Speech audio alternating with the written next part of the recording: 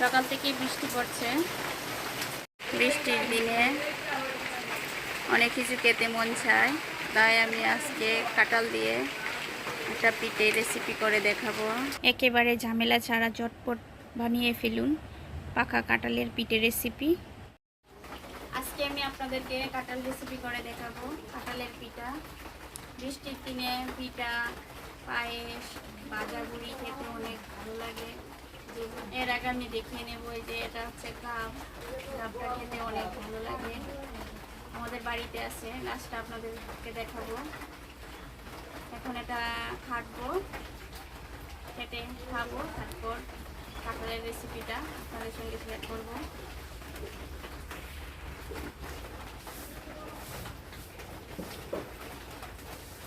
আমাদের এলাকায় যে গাছ পাওয়া যায় সেগুলো বিচিগুলো খাওয়া যায়, কিন্তু উপরের অংশটা খাওয়া যায় না। আর এই গাছের উপরের অংশটা খাওয়া যায়, বিচিগুলো খাওয়া যায় না। এই যে দেখুন, গাছ কাটা হয়ে গেছে। কোন বিচি এগুলো ফেলে দেব, আর এই অংশটা খেয়ে নেব।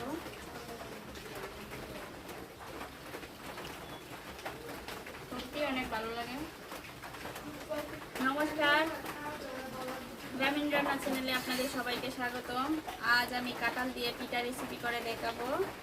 এই যে কাঁঠাল, একদম নরম পাকা কাঁঠাল।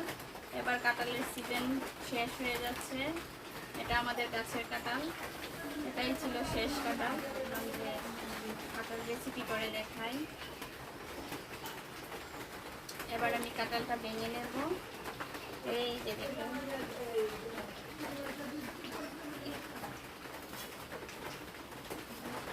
কাঁঠালের রসটা ছাড়িয়ে নেব। এই যে দেখুন, কুশ,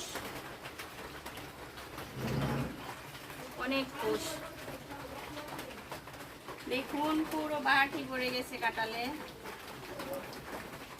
কাঁঠাল নিয়ে নিছি, দেখুন অনেকগুলো কুশ হয়েছে। আর এগুলো আমি ফেলে দেব, জায়গাটা পরিষ্কার করে নেব। এবার কাঁঠালের রসটা ছাড়িয়ে নেব।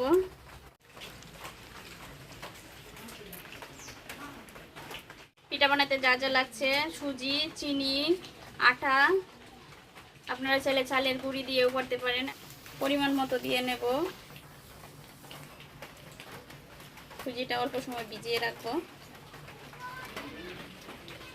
দিয়ে দেব চিনি, দিয়ে দেব আটা, দিয়ে দেব সুজি।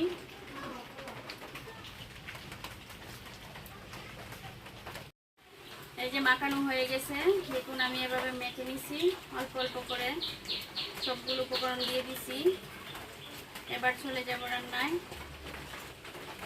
ধরে গেছে, কড়াইটা বসিয়ে নেব। কড়াই গরম হয়ে গেলে দিয়ে দেব তেল।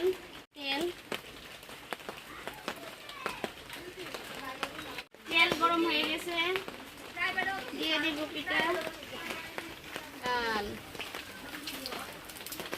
পিঠাগুলো ভাজা হয়ে গেছে, নামিয়ে নেব। এভাবে আমি অল্প আছে সবগুলো পিঠে ভেজে নেব।